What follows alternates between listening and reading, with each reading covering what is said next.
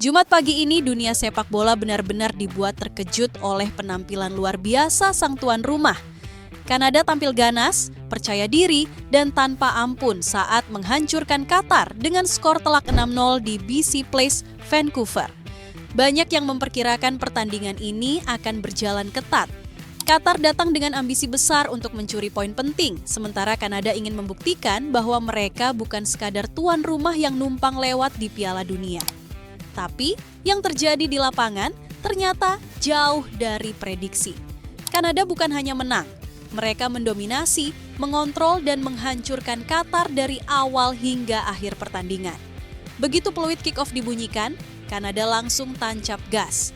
Tidak ada masa adaptasi, tidak ada fase membaca permainan lawan. Mereka langsung menyerang dengan intensitas tinggi dan membuat Qatar kesulitan bernapas. Puluhan ribu supporter yang memadati BC Place langsung dibuat berdiri dari kursi mereka. Atmosfer stadion benar-benar luar biasa. Setiap kali Kanada merebut bola, sorakan menggema di seluruh penjuru stadion. Qatar terlihat tidak siap menghadapi tekanan si agresif ini. Lini tengah Kanada bermain sangat disiplin. Mereka terus memotong aliran bola dan memaksa Qatar kehilangan penguasaan bola di area berbahaya. Dan seperti yang sudah diprediksi banyak orang, Jonathan David kembali menjadi aktor utama. Striker andalan Kanada itu tampil seperti pemain yang sedang berada di level berbeda dibanding pemain lain di lapangan. Pergerakannya sulit dibaca.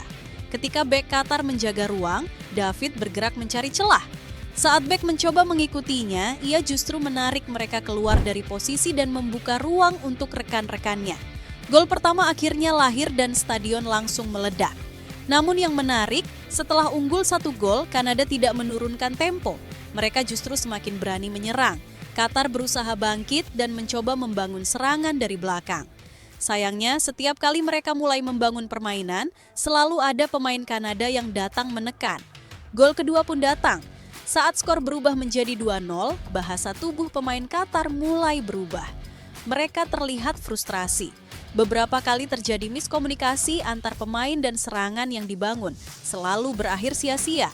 Menjelang turun minum, Kanada terus menekan dan nyaris menambah keunggulan lagi. Babak pertama berakhir dengan dominasi mutlak sang tuan rumah. Memasuki babak kedua, banyak yang mengira Qatar akan tampil lebih agresif untuk mengejar ketertinggalan. Namun, justru sebaliknya. Babak kedua menjadi panggung yang memperlihatkan betapa rapuhnya mental Qatar ketika berada dalam tekanan. Kanada semakin nyaman menguasai pertandingan. Mereka bermain cepat, mengalir, dan penuh percaya diri. Setiap kali bola mengalir ke sepertiga akhir lapangan, para pemain Kanada selalu terlihat memiliki banyak opsi untuk menyerang. Di sisi lain, Qatar mulai kehilangan kesabaran. Beberapa duel berlangsung keras dan emosi mulai memuncak.